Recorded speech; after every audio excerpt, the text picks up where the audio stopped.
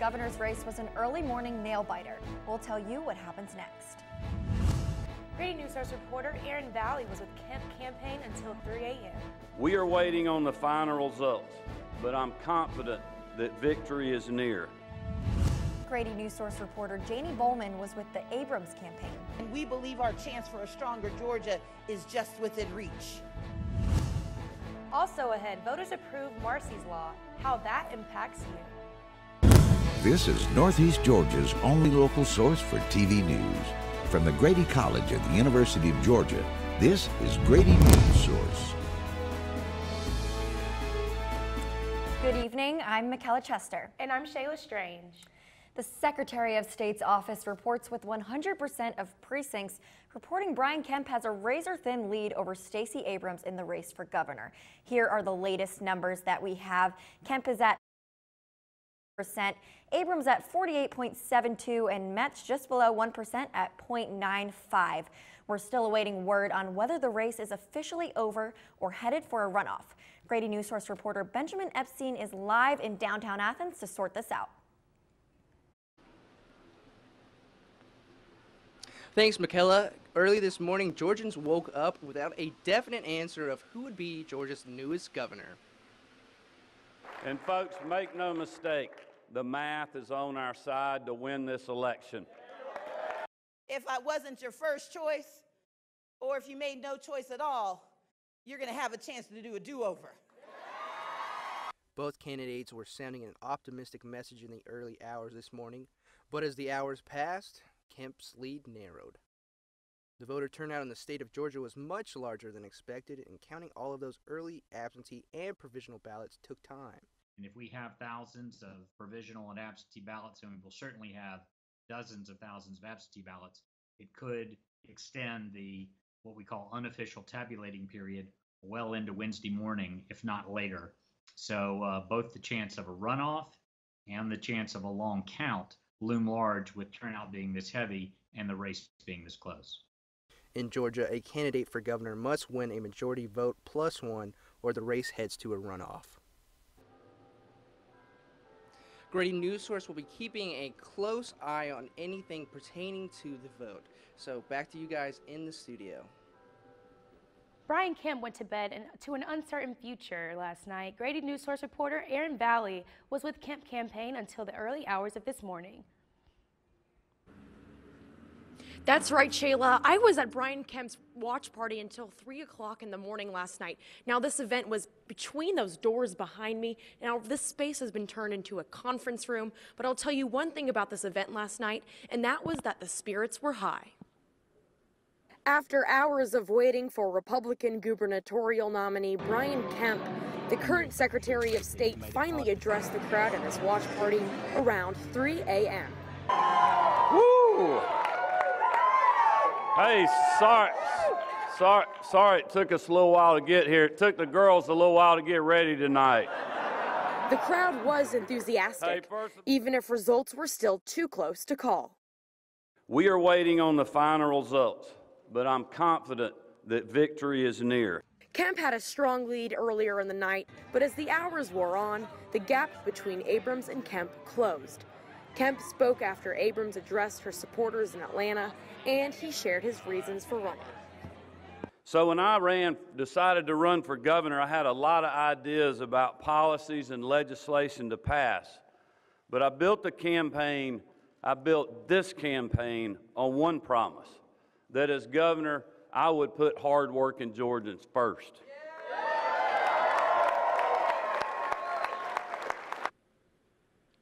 And since I was there last night, I'll tell you one thing that's for certain, and that was Kemp's complete confidence. Without claiming any victory, he got on that stage last night and laid out his vision for Georgia as if there was no question about who was going to win. In downtown Athens, Erin Valley, Grady Newsource. Despite Kemp's early lead last night, supporters at Stacey Abrams' campaign remained optimistic. Grady Newsource reporter Janie Bowman was there last night in Atlanta. Dressed the crowd at around 1:30 this morning. She told her supporters that the race was far from over. The energy at the Abrams watch party remained high as supporters waited to see the woman they were all there for. But I'm here tonight to tell you votes remain to be counted. There are voices that were waiting to be heard. Most polls closed at 7 o'clock, but some stayed open much later. Throughout the night, supporters were told to stay in line until they had voted. Some precincts in Gwinnett and Fulton, the largest counties in the state, stayed open as late as 10. And as those votes slowly came in, the gap between Kemp and Abrams closed. Neither candidate would concede overnight. And I promise you tonight, we're going to make sure that every vote is counted. Every single vote. Only 64,313 votes separate these two candidates. At this time, Abrams has still not conceded. Reporting live from the newsroom, I'm Janie Bowman. Back to you guys. With the governor's race still up in the air, it's time to look ahead. Grady Newsource reporter Kristen Rary breaks down why the vote is so important this election cycle and next. Like some other things, it's habit forming. Last night saw the largest voter turnout in a midterm election ever. So a person who goes out and votes, yeah, that individual is more likely to keep voting. A big question now, why did so many people vote, and what does it say about Georgia? To understand what happened last night, the first thing you need to do is look back at the last few midterms in Georgia. In the 2010 midterm election, 2,576,000 Georgians showed up to vote.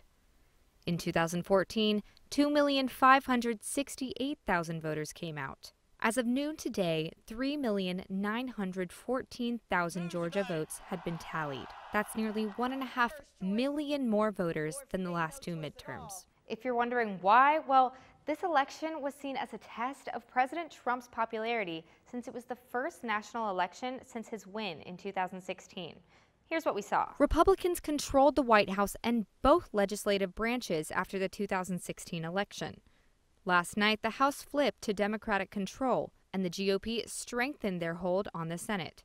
9 of Georgia's 14 congressional seats on the ballot went to Republicans, and 5 went to Democrats.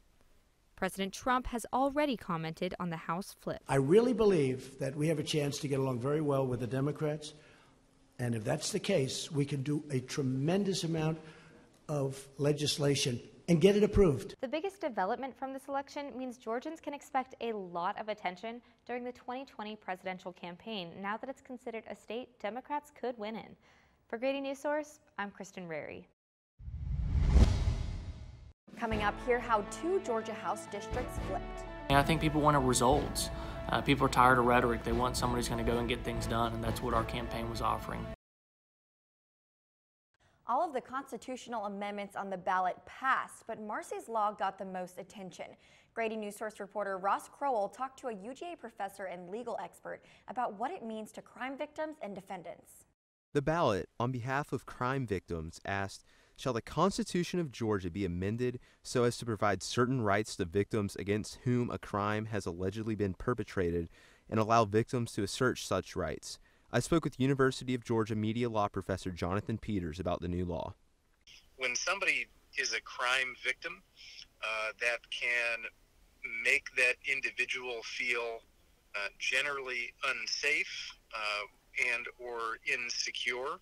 With the law's passage, crime victims will have the right to be notified of any proceedings involving an alleged criminal. This includes an arrest, release, or escape of the accused criminal. The goal of a law like that of Marcy's Law is to try to restore that sense of safety, security, and power over your personhood. The law is named after Marcy Nicholas, pictured here with her brother. She was murdered in 1983. The accused killer was released on bail, and Marcy's mother saw him at the grocery store just a week after her daughter's death, unaware he was released on bail.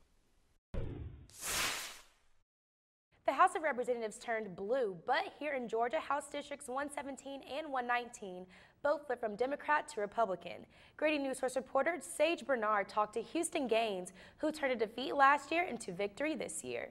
The battle for House District 117 was supposed to be a tight race, but Democratic incumbent Deborah Gonzalez was defeated handily by newcomer Houston Gaines. We worked every single day to let voters know about how important this race is. District 119 also flipped from red to blue as Republican Marcus Widower came out ahead of another Democratic incumbent, Jonathan Wallace.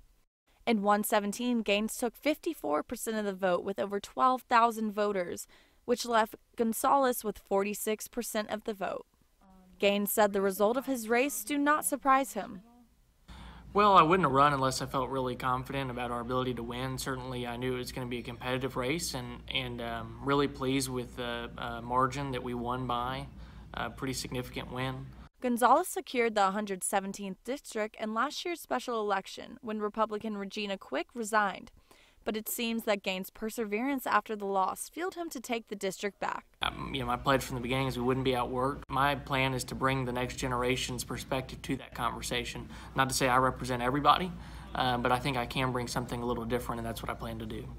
Gonzalez released a statement on Facebook early this morning, saying that there's still so much work to be done in her community, and said, "I am your representative. I will always be so, with a lapel pin or not, and I will always wear that title proudly." For Grady Newsource, Sage Barnard. Georgia House District 120 also voted red. Republican incumbent Trey Rhodes was reelected last night, defeating Democratic opponent Chuck Hogg. Rhodes got 68% of the vote, and Hogg fell short at just 32%. I'm Cheyenne Brown, and coming up in sports, I'm going to tell you everything you need to know about this Saturday's game against Auburn, and I'm going to tell you why NFL defensive end Bruce Irvin is trending on Twitter, so stay tuned. And now, sports. I'm Cheyenne Brown with your Grady Sports Report. NFL defensive end Bruce Irvin is trending on Twitter for his recent signing decision. Irvin decided to sign with the Atlanta Falcons even though the Pittsburgh Steelers and the New England Patriots offered him more money. Irvin told ESPN that joining the Falcons was a dream come true. Although there was more money on the table for the other offers, you can't put a price on playing for, in his own words, my city and my people. Falcons head coach Dan Quinn said Irvin will fit perfectly on the team while contributing to the defensive line rotation and adding to their pass rush. Game day is approaching for the Dogs. Number 5 UGA will play number 24 Auburn this Saturday at 7 p.m. in Sanford Stadium. With the Dogs winning the SEC East title after the victory over the Wildcats, there's been a lot of discussion about Alabama. But junior running back Elijah Holyfield says the team's focus is solely on the Tigers. I think Auburn is a really good team, so they have all of our attention. I couldn't see how you could look over a team like Auburn. They're really, really good and have one of the best fronts that we played so far. Last season, during the regular season play, the Dogs lost to the Tigers in a 17-40 matchup. The Tigers were able to hold running backs Nick Chubb and Sony Michel to only 46 yards, which was 233 yards below their season average at the time. Defensively, Auburn is loaded on the front line, size, and experience. Coach Smart says going into the game, he knows just what to expect from the Tigers. I think every time you play one of Gus's offenses, it's time-consuming, it's frustrating. He does a lot of misdirections. They come right at you and hit you in the mouth like they did last year. They've got really good skill players to take shots with, and they do a great job on special teams.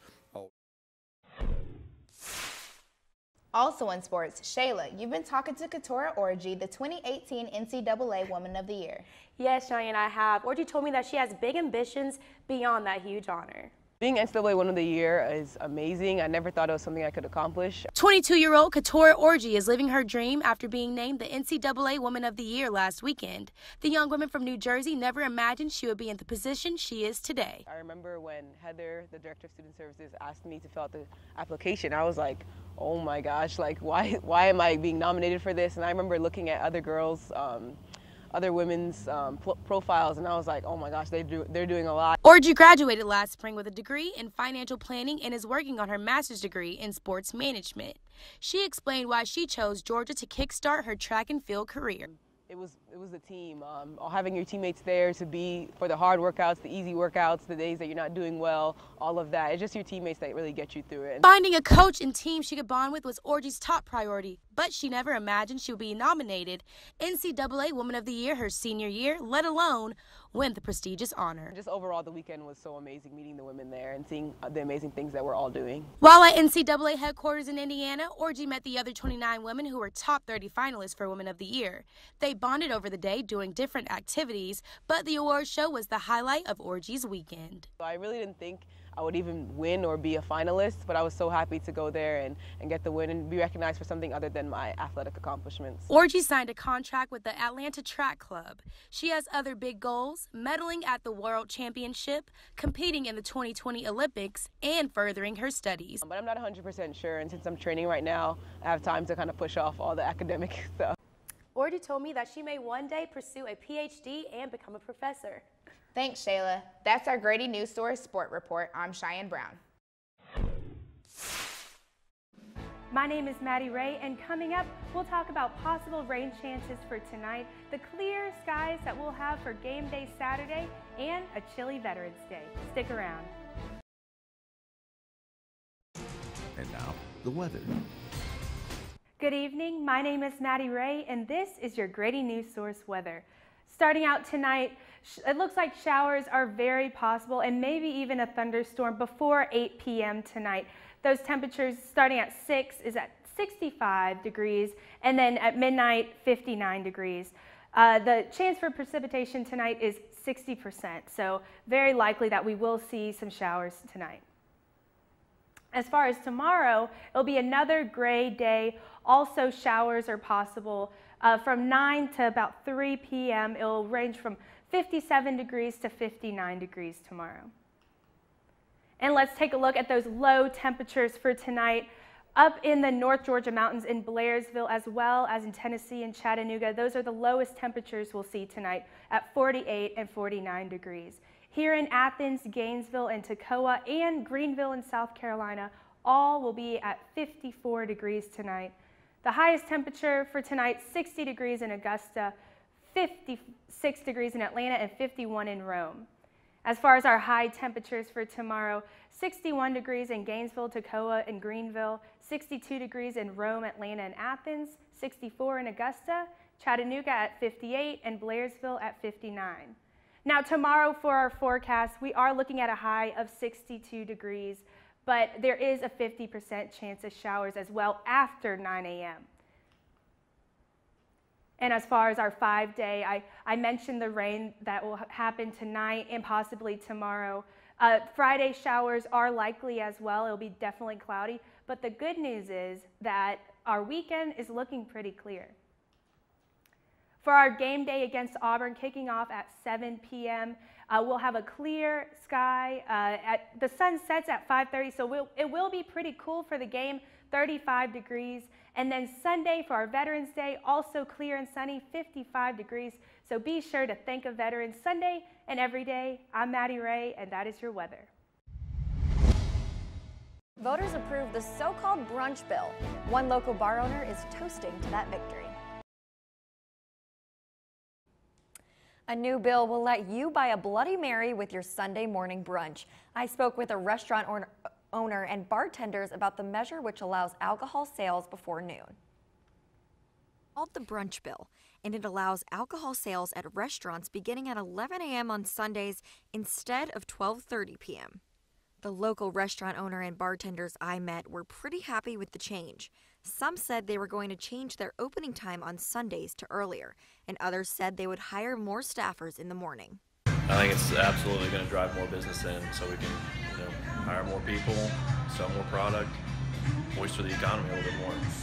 We don't have unhappy customers who come in and have to wait to drink. I had a guy come in the other day after running a marathon and he couldn't drink because it was still early. In Clark County, 77% of voters said yes to the brunch bill. One local resident was all about it. And I know that it helps the businesses that are open that early, that where people might want alcohol that maybe couldn't get it before. So anything that's better, that's good for the local business owners is a good thing in my opinion. Before the bill passed, the Georgia Restaurant Association estimated that restaurants could make an extra $25,000 a year, and the state could bring in $11 million in additional tax revenue. I didn't find anyone who opposed the bill, but it's now up to local officials to determine what day the new law will go into effect. I'm Michaela Chester. And I'm Shayla Strange. Thank you for watching. Have a great night.